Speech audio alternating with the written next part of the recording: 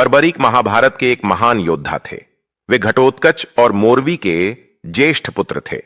उनके अन्य भाई अंजन पर्व और मेघवर्ण का उल्लेख भी महाभारत में दिया गया है।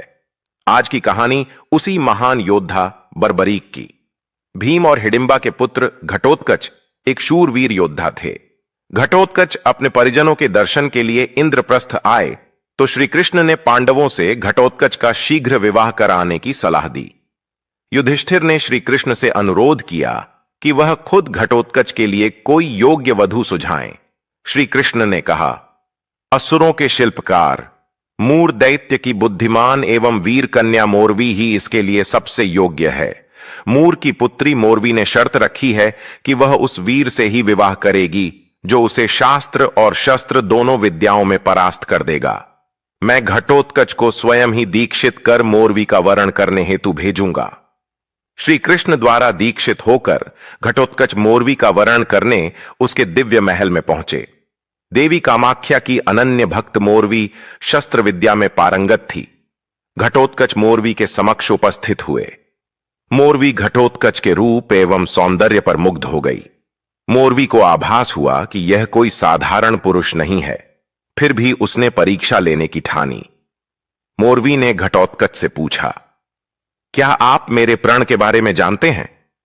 आपको अपने विवेक और बल से मुझे परास्त करना होगा, इसमें आपके प्राण भी जा सकते हैं। मोरवी ने घटोत्कच से शास्त्र विद्या का प्रमाण देकर निरुत्तर करने को कहा। घटोत्कच ने मोरवी से प्रश्न किया कि किसी व्यक्ति की पत्नी से एक कन्या ने जन्म लिया। कन्या को जन्म देते ही उस कन्या की मां चल बसी। कन्या के पिता ने उसका पालन पोषण कर बड़ा किया। जब वह कन्या बड़ी हुई तो उस पिता की बुद्धि भ्रष्ट हो गई। वह अपनी पुत्री से झूठ बोला कि मैंने अज्ञात स्थान से लाकर तुम्हारा पालन पोषण किया है, अब तुम मुझसे विवाह रचाकर मेरी कामना पूरी करो। उस कन्या को सत्य का पता नहीं था। अनजाने में वह अपने पिता से ही विवाह कर लेती है। दोनों से उन्हें एक बेटी पैदा हुई। अब तुम यह बताओ कि वह कन्या उस नीच कामी पुरुष की पुत्री हुई या पौत्री? मोरवी निरुत्तर हो गई। उसने शस्त्र विद्या में घटोत्कच को परास्त करने के लिए अपना खड्ग उठाया। तभी घटोत्कच ने मोरवी को पृथ्वी पर पटक दिया। मोरवी घटोत्कच के हाथों शास्त्र और शस्त्र दोनों विद्याओं में परास्त हो चुकी थी। उसने अपनी पराजय स्वीकार करते हुए घटोत्कच से विवाह की हामी भर दी। घटोत्कच ने कहा, सुभद्रे, उच्च कुल के लोग चोरी छुपे विवाह नहीं करते हैं। तुम मेरे साथ मेरे परिजनों के निकट चलो, हम दोनों का विवाह उनके समक्ष ही होगा।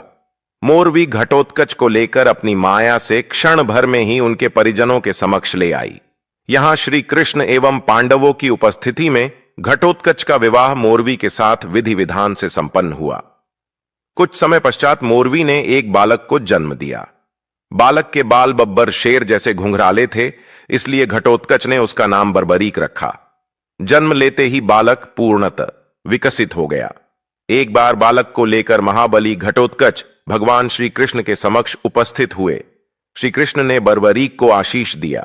बालक बर्बरीक ने श्री कृष्ण से पूछा, हे प्रभु, इस जीवन का सर्वोत्तम उपयोग क्या है? श्री कृष्ण बर्बरीक के इन विचारों से प्रसन्न हुए और कहा, हे पुत्र, इस जीवन का सर्वोत्तम उपयोग परोपकारी व निर्बल का साथी बनकर सदैव धर्म का साथ देने में है। इसके लिए तुम्हें शक्तियां अर्जित करनी पड़ेगी। इसलिए तुम महिसागर क्षेत्र में सिद्ध देवियों व नवदुर्गा की आराधना कर उनसे आशीर्वाद लेकर शक्तियां प्राप्त करो।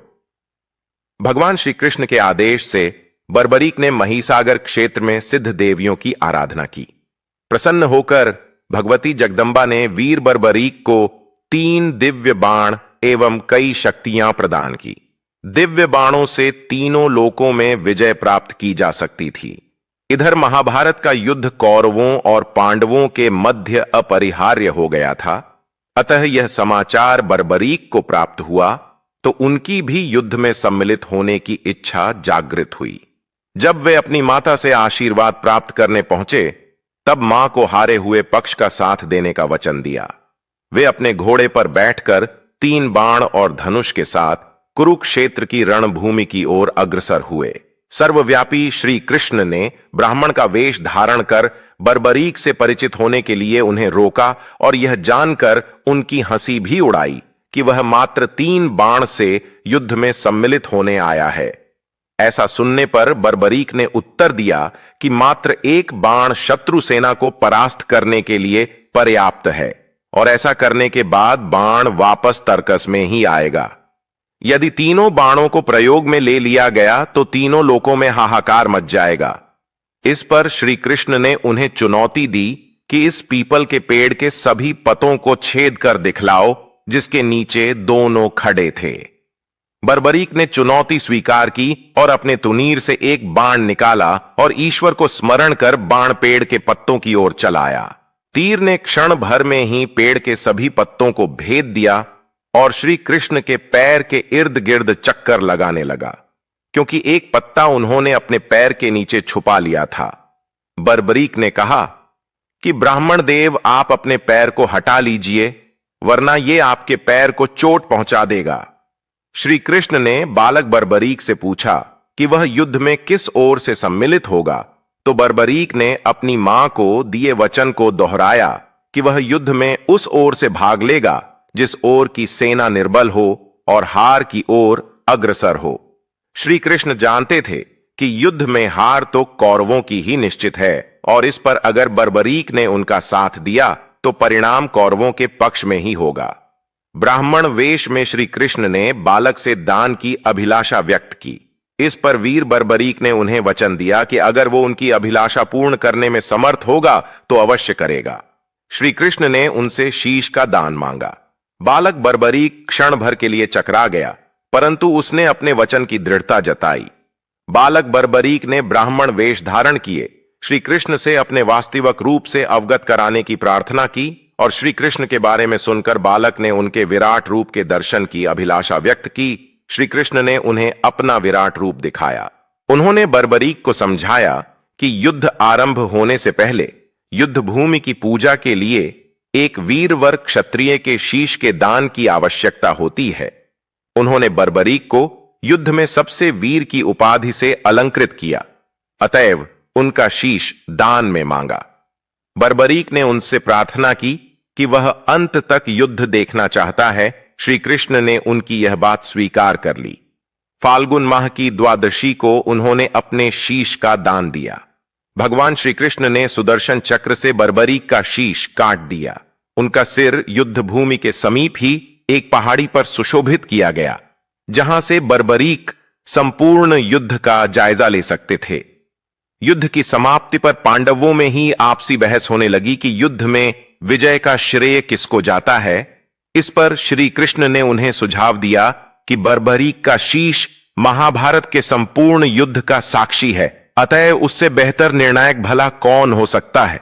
सभी इस बात से सहमत हो गए। बर्बरीक के शीश ने उत्तर दिया कि श्री कृष्ण ही युद्ध में विजय प्राप्त कराने में सबसे महान कार्य किया है। उनकी शिक्षा, उनकी उपस्थिति, उनकी युद्ध नीति ही निर्णायक थी। उन्हें युद्ध भूमि में सिर्फ उनका सुदर्शन चक्र घूमता हुआ दिखाई दे रहा था, जो कि शत्रु सेना को काट रहा था। यह सुनकर श्री कृष्ण ने बर्बरीक को वर दिया और कहा कि तुम मेरे श्याम नाम से पूजे जाओगे। खाटू नामक ग्राम में प्रकट होने के कारण खाटू श्याम के नाम से प्रसिद्धि पाओगे और मेरी सभी 16 कलाएं तुम्हारे शीश में स्थापित होंगी और तुम मेरे ही प्रतिरूप बनकर पूजे जाओगे। भगवान श्री कृष्ण ने पुनः वीर बर्बरीक के शीश को प्रणाम करते हुए कहा, हे बर्बरीक, आप कलिकाल में सर्वत्र पूजित होकर अपने भक्तों के अभीष्ट कार्य पूर्ण करेंगे। आपको इस क्षेत्र का त्याग नहीं करना चाहिए। आप युद्ध भूमि में हम सबसे हुए अपराधों के लिए हमें क्षमा कीजिए। हर्षोल्लास से भरी पांडव सेना ने पवित्र तीर्थों के जल से शीश को पुनः सिंचित किया और अपनी विजय ध्वजाएं शीश के समीप लहराईं। इस दिन सभी ने महाभारत का विजय पर्व धूमधाम से मनाया। कालांतर में वीर बर्बरीक का शीश शालिग्राम शिला रूप में परिणत हुआ। देवत्व को प्राप्त वह शीश राजस्थान के सीकर जिले के खाटू ग्राम में बहुत ही चमत्कारिक रूप से प्रकट हुआ, जिसे आज खाटू श्याम के नाम से जाना जाता है। वहां के राजा ने मंदिर में उसकी स्थापना की। उस युग के बर्बरीक आज के युग के श्री खाटू श्याम बाबा ही हैं। आज भी श्री श्याम बाबा के प्रेमी दूर दूर से आकर श्याम ध्वजाएं श्री श्याम देव जी को अर्पण करते हैं।